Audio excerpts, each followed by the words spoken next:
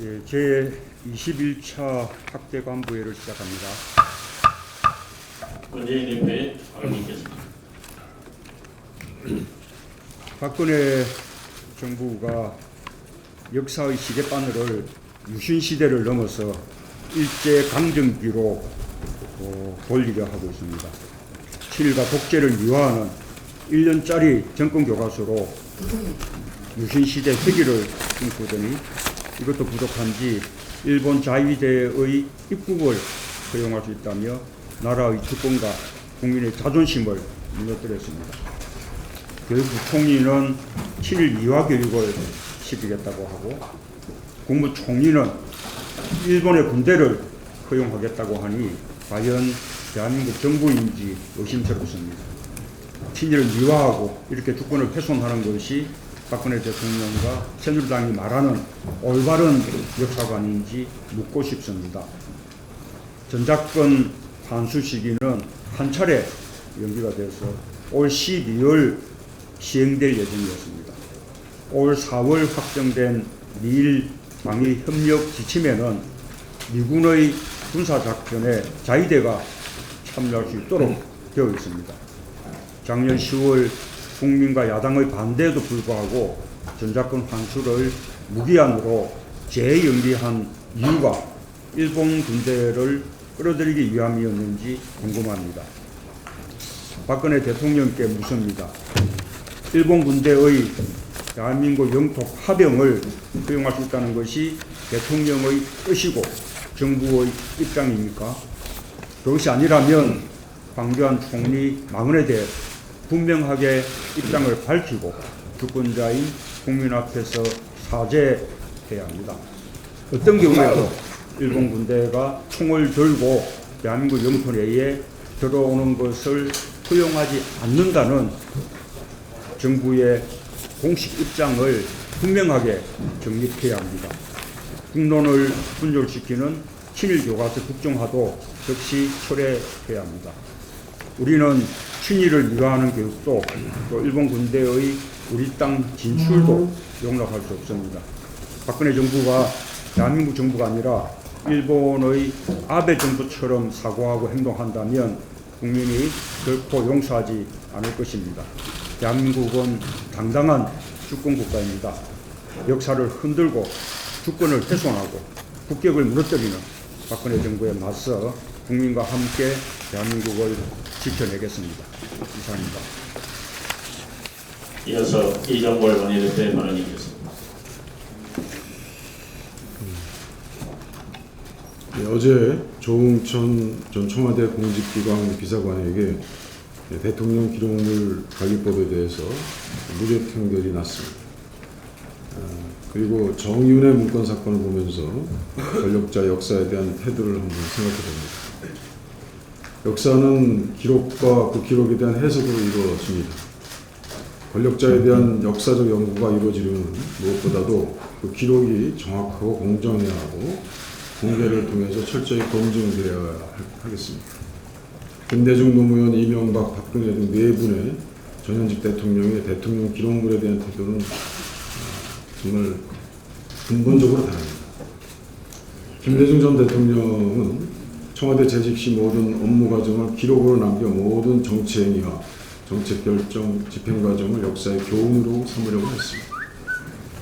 대통령 기록물 관리에 관한 법률을 제정해서 투명한 행정을 위한 공개와 제공 그리고 이를 활용하기 위한 시스템을 만들려고 했던 노무현 전 대통령은 결국 그 철저한 기록 정신의 희생자가 되었습니다.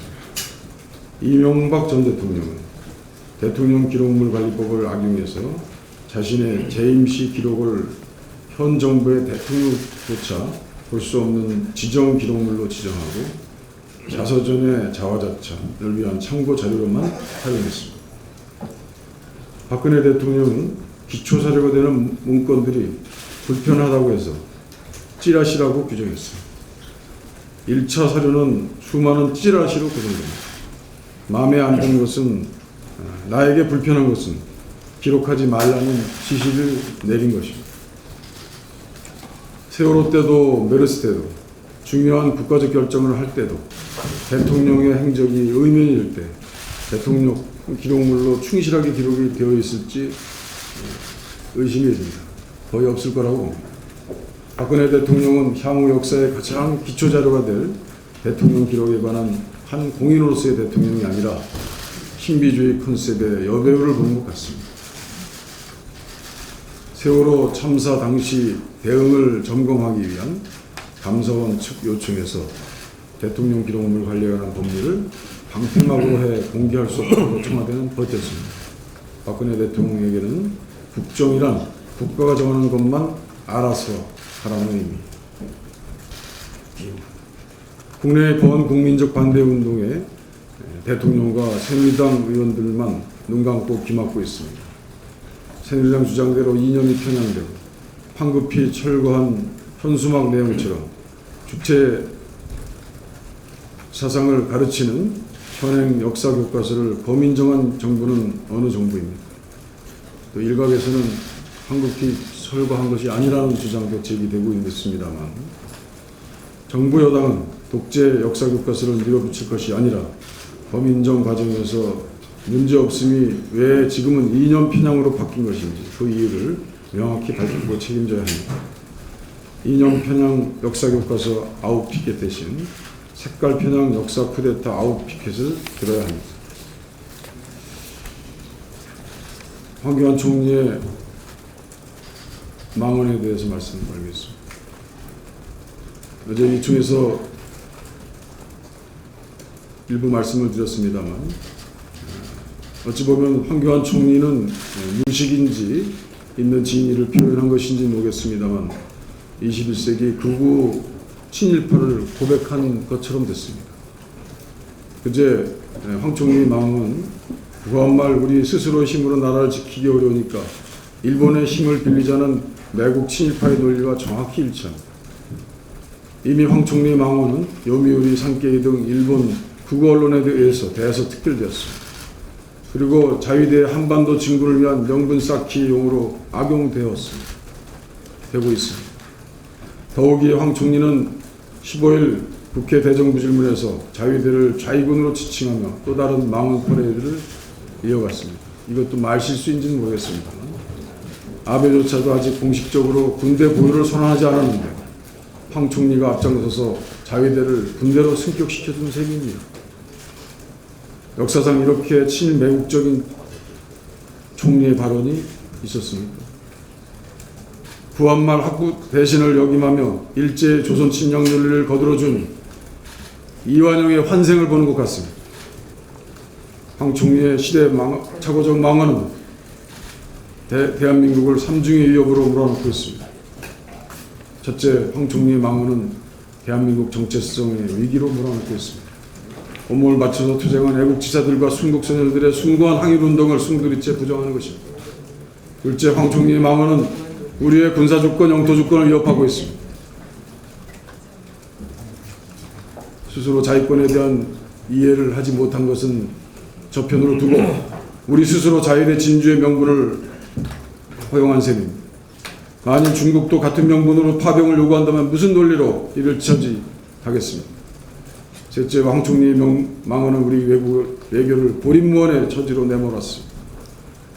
유사시 자위대 파병 수용 가능성을 시사한 것만으로도 미국, 일본과의 대립하고 있는 중국과의 외교적 마찰을 일어나면 어떻게 하겠습니까?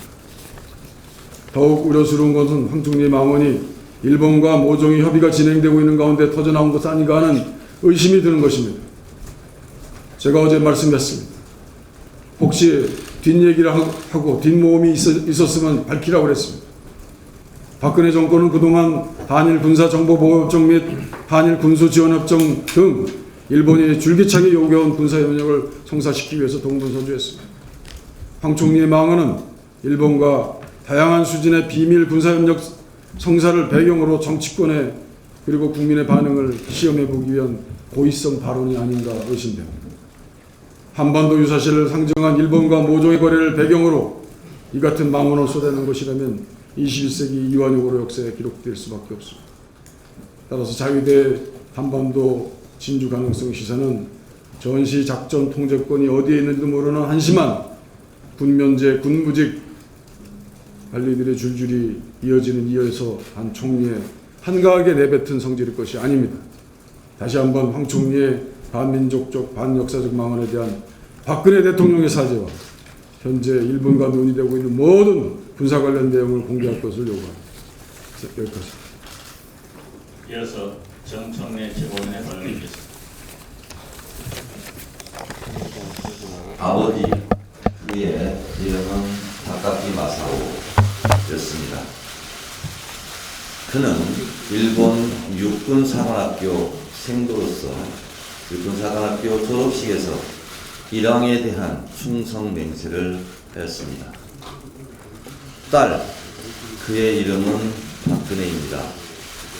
박근혜 정권의 총리 황교안 총리는 일본 자위대 진출의 가능성을 열어두었습니다. 아버지도 딸도 어찌 그리 일본이 좋아하는 일만 합니까? 국무총리 황교안은 아베 총리의 훈장감입니다. 이러한 일련의 친일 미화 움직임에 대해서 이 땅의 양심 상아탑의 진리를 연구하는 대학 교수들이 들고 일어났습니다. 역사적으로 격변기에는 마지막 그 격변의 종결자로서는 이 땅의 최고의 지성인 대학 교수들이 들고 일어났고, 그것은 물줄기를 바꾸는 결정적 계기가 되었습니다. 3.15 부정선거를 규탄하는 4.19 혁명 과정에서 대학 교수 258명이 결국 이승만 정권을 무너뜨렸습니다. 그리고 4.19 혁명을 성공시켰습니다. 전두환 정권의 체육관 대통령을 뽑고자 하는 직선제 대통령제를 반대하는 4.13 호원 조치에 대해서도 상아탑 대학가에서부터 그 반대 움직임이 거세 찼고, 결국 대학 교수들의 연이은 시국 성명으로 전두환 대통령은 결국 6.29 선언을 통해서 우리 국민들의 대통령 직선제를 받아들일 수밖에 없었습니다. 지금 친일미와 독재를 옹호하는 국정교과서에 대해서 대학가의 움직임이 심상치 않습니다. 이미 교사, 역사교육과 학생, 학부모에 이어 교수, 연구진 1,004명이 반대 성명을 냈습니다. 대학 교수들의 지필 제작 거부, 동참 대열도 본물처럼 요원의 들풀처럼 타오르고 있습니다. 현재 20개 대학 연구자 500여 명, 11개 대학 역사학과 교수 133명이 3.15 때 그랬던 것처럼, 6월 항쟁 때 그랬던 것처럼 시국 성명을 하고 있습니다. 이 본물은 박근혜 정권의 공권력으로, 무력으로 결코 막을 수 없는 역사적 흐름이라는 것을 자각하고, 새누리당에서 내걸었던 김일성 주체 사상을 우리 아이들이 배우고 있다는 그 무리한 현수막에서 보여지듯이, 지금 박근혜 정권의 폭주, 역사 쿠데타 기도는 스스로 포기하든지 아니면 국민의 힘에 의해서 좌절될 것입니다. 새정치민주연합 제1야당 똘똘 뭉쳐서 이것을 반드시 막아내겠습니다. 국민 여러분 함께 해주십시오. 이어서 전병헌 최고위원의 발언이 있겠습니다. 김일성 주체 사상을 우리 아이들이 배우고 있습니다 라고 새누리당이 전국 방방곡곡에 걸었다 내린 현수막 내용입니다. 대놓고 국민을 속이려다가 꼬리를 밟히자 황급히 꼬리를 감춘 격입니다. 국민에게 공천권을 이라는 현수막으로 2달 이상 전 국민을 속이다 들통난 데 이은 새누리당의 실패한 현수막 정치 제2탄입니다. 현수막 내용대로라면 지난 8년의 새누리당 정권 동안 학교에서 버젓이 김일성 주체 사상을 가르친 것입니다. 이는 정권에 의해 저질러진 국가보안법 위반의 명백한 위법 사안입니다. 관련자들은 당연히 처벌돼야 할 것입니다. 하지만 현수막 내용은 100% 거짓입니다. 대국민 사기극입니다. 진실은 검정교과서가 김일성 주체사상을 가르친 것이 아니라 김일성 주체사상이 나쁘다는 것을 가르치고 있었다는 것입니다. 아이들에게 살인, 강도, 절도가 나쁘니 하지 말라고 가르쳤는데 이것을 살인, 강도, 절도를 가르쳤다고 우기는 것과 조금도 다르지 않습니다. 진실이 아닌 거짓 현수막으로 국민과 여론을 호도하는 것은 역사와 국민 앞에 씻을 수 없는 큰 죄를 짓는 것임을 다시 한번 깨닫기 바랍니다.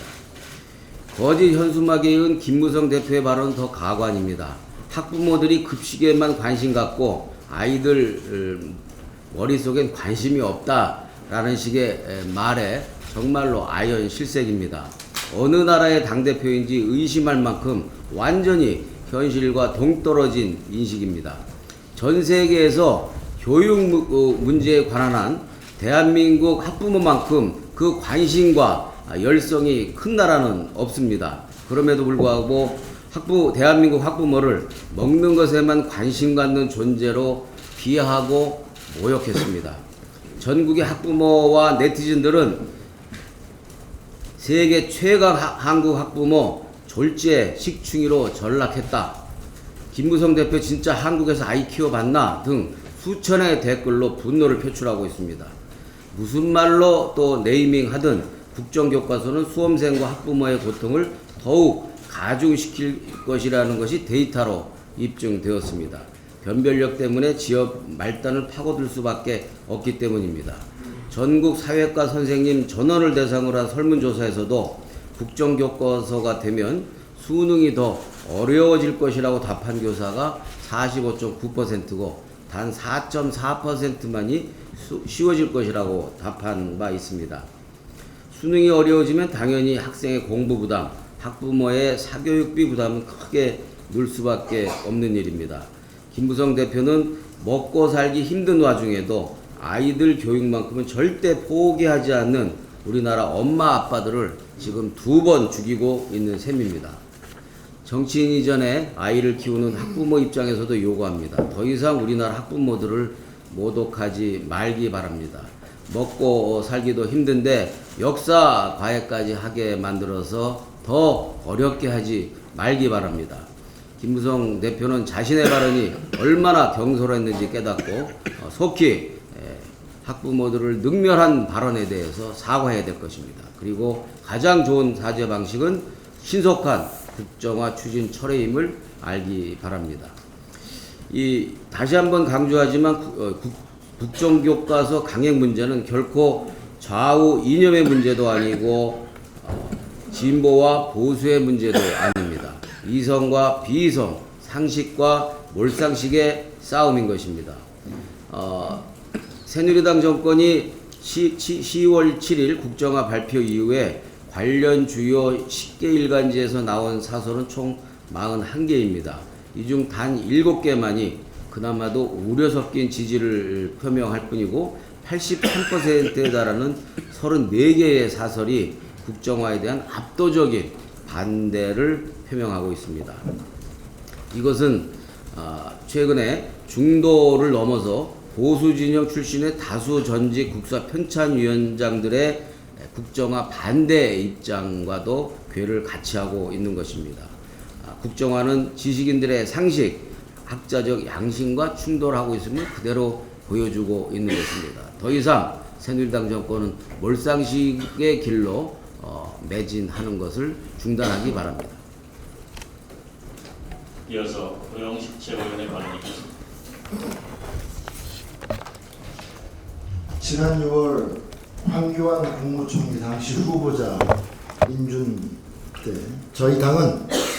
우리 당은 황교안 후보자는 경제와 민생에 무능하고 공안통의 출신으로서 민생 경제를 살리고 국민을 통합시켜 내야 할 국무총리 직에는 매우 부적절한 인물이라고 강력히 주장한 바 있습니다. 이번 대정부 질의에 대한 답변을 통해서도 다시 한번 그러한 우리 당의 입장이 틀리지 않았다는 것을 확인할 수 있었습니다. 일국의 총리가 대통령과 정부 여당의 홍위병 역할만 할 뿐 전작권에 대해서, 교육부 교시에 대해서 새빨간 거짓말로 대국민 사기극을 벌이고 있는 새누리당의 현수막 사태에 대해서 뭐 하나 제대로 파악하고 알고 있지 않았습니다. 더 놀라운 것은 자위대 입국 허용과 관련된 발언입니다. 적어도 이 대한민국의 국무총리라면 일본의 군대가 이 대한민국 땅에는 절대로 들어올 수 없다라고 단호하게 이야기를 해야 합니다. 그것이 국민을 생각하고 국민이 진정으로 바라는 이 나라 총리의 모습일 것입니다. 지난 시기 자국민의 보호라고 하는 명분으로 침략을 했고 식민 지배가 시작되었음을 왜 황교안 총리는 모른단 말입니까? 백보 양보해서 자국민의 신변이 위험하다, 그러한 상황이 온다 하더라도 우리가 충분히 그러한 문제들은 해결할 수 있다.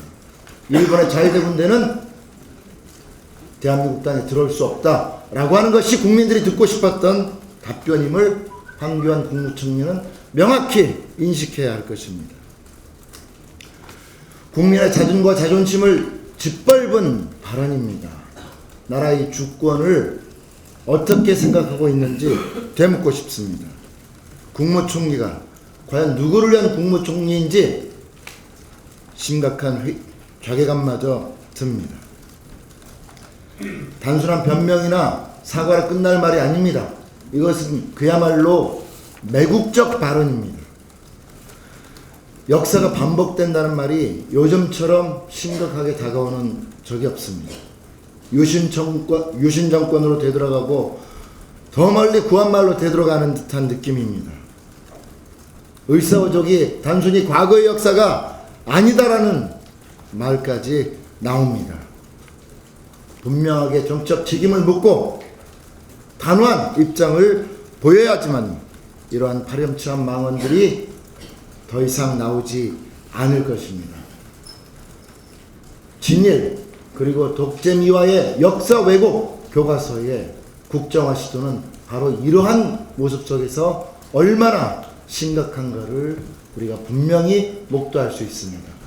우리 당은 국민과 함께 결코 이러한 사태를 자시하지 않고 국정화 저지에 총력으로 싸워나갈 것을 분명히 말씀드립니다. 한 가지 더 말씀드리겠습니다. 많은 청년들이 취업난에 눈물을 흘리고 있는 와중에 한나라의 경제를 책임지고 있다는 최경환 경제부총리가 부정한 청탁으로 자신의 인턴 황모 씨를 중소기업진흥공단에 취업시켰다는 의혹이 이미 강하게 제기된 바 있습니다. 드디어 이 의혹이 지난 8일 국정감사에서 결정적인 증언이 나왔습니다. 진술은 매우 구체적이었습니다. 김범규 전 중소기업진흥공단 부이사장은 황 씨를 탈락시키기로 결정하고 직접 최경환 의원 보좌관에게 전화했지만 당시 박철규 이사장이 최경환 의원을 만나고 온 뒤 그냥 합격시키라고 지시했다고 명확하게 국감장에 나와서 진술했습니다. 감사원에 수사 의뢰가 있었음에도 불구하고 검찰은 아직까지도 본격적인 수사에 착수하지도 않고 있습니다. 청년 실업이 심각한 이 시점에 단지 정권 실세에 추천이 있었다는 이유 하나만으로 입사 시스템을 파괴하고 공공기관에 입사한 이 사건을 그대로 묻어둔다면 이 사회의 정의가 어떻게 바로 설 수 있겠습니까? 국민들은 분노하고 있습니다. 검찰은 더 이상 정권의 눈치를 보지 말고 신속하게 수사에 착수해서 최경환 경제부총리의 채용 비리 의혹을 철저하게 밝혀내고 그 법적 책임을 물어야 할 것입니다. 이상입니다. 국사 교과서 국정화에 대해서 많은 학자가 집필 거부 선언을 했습니다. 연세대, 경희대, 고려대, 한국외대, 성균관대, 서울시립대, 중앙대, 이화여대, 서울여대에서 국정화 정책에 반대를 했습니다. 서울대, 부산대, 강원대, 전남대, 제주대 등 국립대들도 이에 동참할 계획 중이거나 반대 입장을 밝히고 있습니다. 한국그은현대사학회 역시 집필 불참 선언을 했습니다.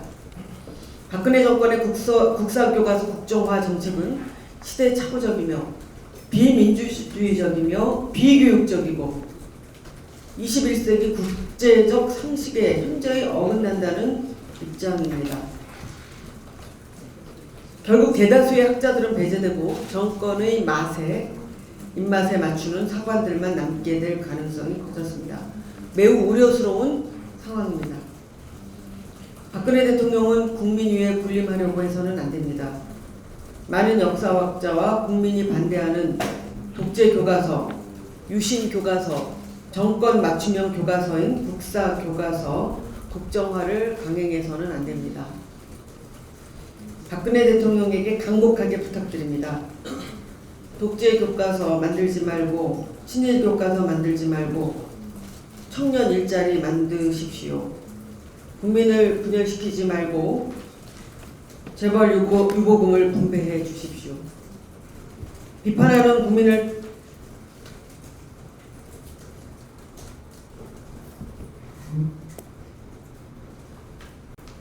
기소하거나 외면하지 말고 비판하는 국민의 마음을 잡으십시오. 창조 역사에 힘쓰지 말고 창조 경제에 힘쓰십시오. 어제 대정부 질문에서 황교안 총리가 자위대의 국내 진입을 포용하는 발언을 했습니다. 문득 조선말 한반도에서의 청일 전쟁이 생각났습니다. 황교안 총리의 자위대 한반도 진출 발언은 조국을 위해 몸바친 애국지사들과 순국선열의 희생을 부정하는 망언만동입니다. 황교안 총리의 말대로 자위대의 한반도 진주를 허용하는 순간 한반도는 동북아시아 화약고가 터지는 전쟁터가 될 것입니다. 일본이 한반도를 정쟁터로 만드는 상황조차 허용하겠다는 총리는, 그런 의구심을 갖게 하는 총리의 발언은 취소돼야 하며 당장 국민 앞에 사죄해야 합니다. 최근 황교안 총리, 고영주 박문진 이사장, 이인호 KBS 이사장 등 박근혜 정부에서 요직을 맡고 계신 분들이 역사 쿠데타, 친일 유신 독재 찬양 경쟁을 벌이고 있습니다. 박근혜 대통령은 황교안 총리를 비롯해서 국민을 분열시키는 이들에 대해서 단호한 입장을 취해야 합니다. 부디 소수 구구의 대통령이 아니라 국민의 대통령으로 돌아와 주십시오. 이상입니다. 국정을 통할할 광범위한 책임이 있는 국무총리가 몰라도 너무 모른다라고 생각이 됩니다. 정말 큰일입니다. 특히 안보 외교 사안에 대해서 기본이 잡혀있지 않기 때문에 큰 실수를 자초하고 있습니다. 대정부 질문에서 자칭 보수 정권인 박근혜 정부의 황교안 총리, 한미가 전시 작전 통제권을 공동으로 행사한다고 발언을 해서 참으로 아연실색해 하고 있습니다. 아무리 납득하기 어려운 독특한 만성 두드러기 질병으로 병역 면제를 받아 국방의 기본조차 모른다고 하지만 전시작전 통제권 전환 문제는 수년간 우리나라 안보의 주요 현안이었습니다. 총리로 임명된 지 3개월이 지나도록 한반도 전쟁 발발 시 작전권의 주체가 누구인지조차 모르고 있다는 것 있을 수 없는 일입니다. 우리가 초등학교 졸업생을 총리로 모시고 있는 것입니까? 이처럼 국가 정책, 그것도 한반도 안보와 직결되어 있는 중요 현안조차 파악하지 못하는 인물을 박근혜 대통령은 총리로 임명한 것입니까? 부실 인사의 단면입니다. 이렇게 국가 주요 정책에 대해 까막눈이고 무지하다 보니 한반도에 일본 자위대 입국을 허용한다는 발언도 가능했던 것입니다. 황 총리는 스스로 총리 자격 미달임을 드러냈습니다. 국민 앞에 솔직하게 사죄하기 바랍니다. 말씀을 마치겠습니다. 이어서 이영덕 최고위원의 발언이 있겠습니다.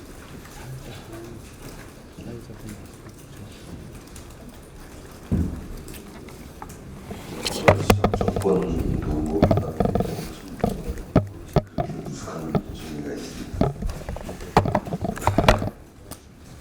어제 저희 노동위원회에서는 전국 지역 순방 네 번째로 인천을 방문했었습니다. 그래서 인천에서 1000명이 넘는 노동정책당원이 입당을 하고 또 민주노총, 현대제철, 또 한국노총 사업장 등등을 방문하면서 그들과 간담회를 가졌습니다.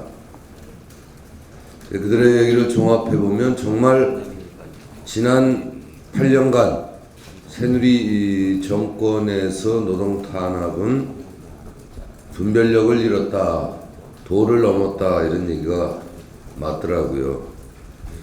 이명박 정권은 한국노총 조합원들이 정책연대를 해줬음에도 불구하고 타임오프로 노동계를 죽여버렸고 거기에 자신감을 얻었는지 박근혜 정권에서는 쉬운 해고, 취업규칙 불이익 변경 등등으로 노동계를 말살하려고 들었습니다. 또 재작년에 민주노총을 침탈하는 이런 만행도 저질렀고요. 또 김무성 대표는 표를 잃더라도 끝장내겠다, 노동개혁을 하겠다 이렇게까지 막말을 했고, 그렇다면 분명히 지금 노동계에 하는 여러 가지 언행은 정상이 아니다, 미친 게 맞다 이렇게 얘기들을 하더라고요. 내가 막말한 게 아니라 이게 현장에서 그렇게 얘기를 하더라고요. 그런데도 하면서 새정치민주연합에 쓴소리를 하더라고요.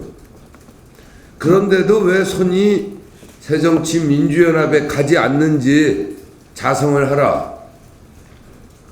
자고 나면 쌈박질이고 자고 나면 계파 싸움이고 도대체 저렇게 정상이 아닌 새누리 정권에 대해서 좀 믿고 새로운 선택을 할 수 있는 그런 정당이 야당이 맞는지 의문스럽다.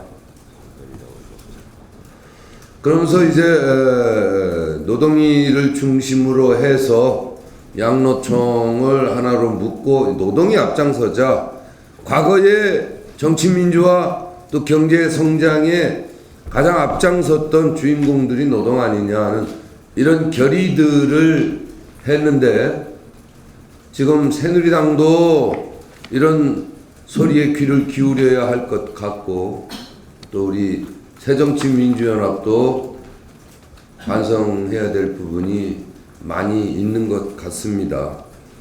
분명한 거는 우리 사회가 지금 정상이 아니다. 이제 정상을 찾아야 되겠다 하는 것은 분명한 사실인 것 같습니다. 이상입니다.